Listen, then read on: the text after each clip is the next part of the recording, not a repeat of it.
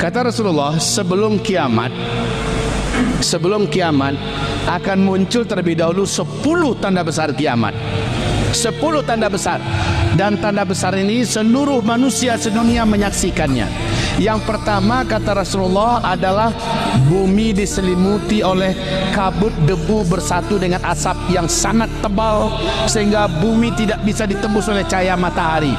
Bumi gelap gulita selama 40 hari 40 malam. Peristiwa ini disebut dengan dukhon.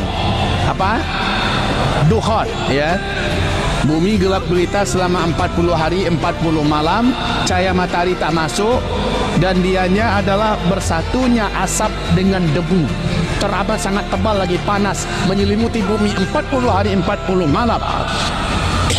Dukhon ini terjadi karena hantaman meteor dari ruang angkasa. Jadi ini hantaman meteor menabrak permukaan bumi, dan ini Allah ceritakan dalam Al-Quran, ya, tentang meteor menabrak bumi menimbulkan dukhon. Ya, baik.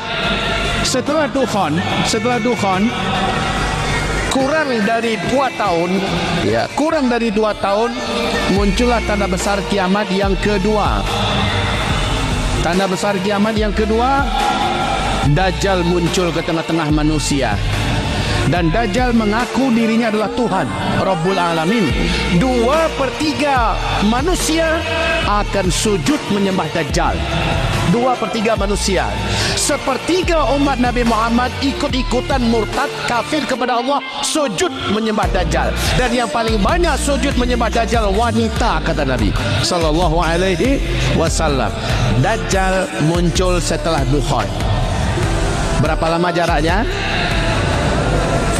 Lebih kurang 2 tahun, ya.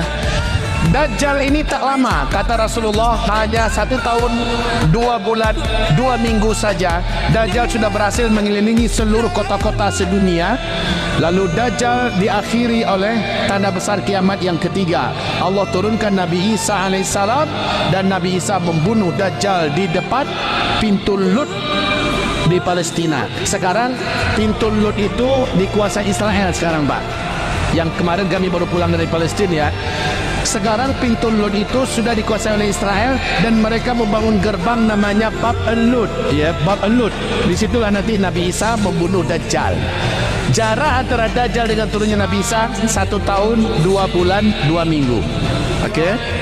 Setelah Dajjal binasa, beberapa bulan kemudian terjadilah tanda besar kiamat yang keempat, yaitu lepasnya manusia yang dulu dikurung oleh sang penguasa yang agung, Zulkarnain, ya. Sekadar Zulkarnain. Siapa ini manusianya? Ya'juj dan Ma'juj. Ya'juj dan Ma'juj ini manusia, keturunan Nabi Adam. Sama, Dajjal juga manusia, keturunan Nabi Adam. Ini laki-laki cuma 1 orang. Kalau ini jumlahnya dalam setiap 1000 orang manusia saat itu, 999-nya Ya'juj dan Ma'juj. 1 kalian. Saking banyaknya jumlah mereka, Pak. Ya'juj dan Ma'juj ini dibinasakan oleh Allah berkat doa Nabi Isa alaihi salam. Singkatnya, setelah Ya'juj Ma'juj binasa, bumi menjadi tenang, damai, tidak ada bencana, tidak ada perang, tidak ada kelaparan, tidak ada kemiskinan, tidak ada, dunia benar-benar bagaikan dalam surga. Di saat itu terjadilah tanda besar kiamat yang kelima, matahari terbit dari sebelah barat. Matahari terbit dari sebelah barat. Diawali terlebih dahulu kita yang rajin tahajud, lalu sholat subuh berjamaah di masjid, tapi kok belum terbit matahari, balik lagi ke rumah tidur, habis itu tahajud lagi, ya, belum lagi terang, habis itu tidur lagi, lalu bangun lagi, tahajud lagi, ke masjid lagi, azan, kemudian sholat lagi, belum juga terang-terang. Kata Rasulullah, bagikan 3 malam berturut-turut panjangnya malam ketika itu. Besoknya baru semua kita tercengang, matahari sudah terbit dari sebelah barat.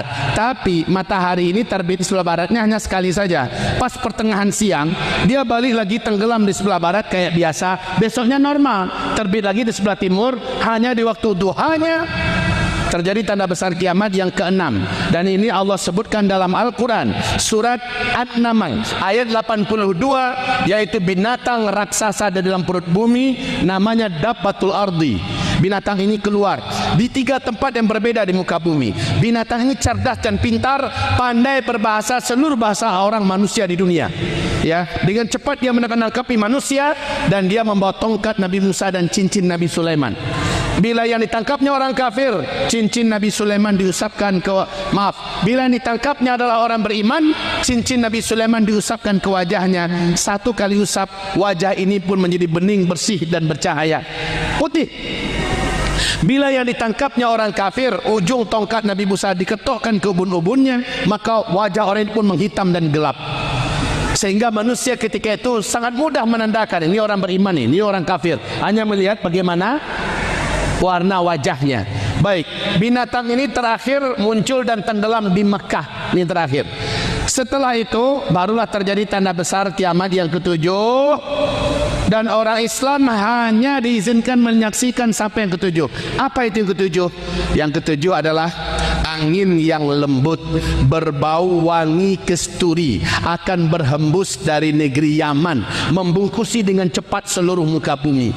Siapa saja orang-orang beriman yang sudah dikasih tanda wajah-wajahnya oleh Dabbatul Ardi kemarin, orang beriman ini akan tersentuh oleh angin lembut dari Yaman itu.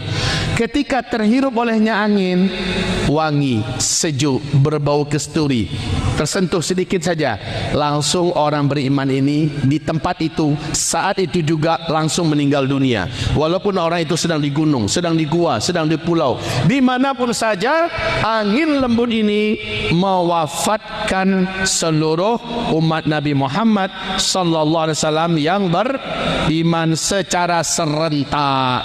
Dan mana sumber angin ini? Dari Yaman. Baik Bapak Ibu, maka kami mengistilahkan tanda besar kiamat yang nomor 7 dengan kami sebut dengan istilah finish. Finish itu apa? Akhir. Akhir dari apa? Keberadaan orang Islam yang ada iman di dadanya, ini terakhir nih. Setelah itu, tanda besar kiamat yang ke-8, 9, 10 tidak akan disaksikan lagi oleh orang yang beriman. Yang hidup di sini adalah orang-orang yang tidak kenal Allah sama sekali. Paham? Berarti merekalah yang akan menyaksikan kiamat besar, kehancuran alam semesta. Ini kabar baik apa kabar buruk? Kabar baik apa tidak? Kabar baik. Berarti kita orang Islam yang beriman, insya Allah tidak akan menyaksikan kehancuran alam semesta yang maha mengerikan itu. Alhamdulillah. Kecuali kalau ada orang Islam ketika Dajjal keluar, dia termasuk yang tidak pandai mempertahankan imannya, dia sujud menyembah Dajjal, berarti dia tidak akan wafat nanti di tanda besar kiamat yang ke-7. Paham?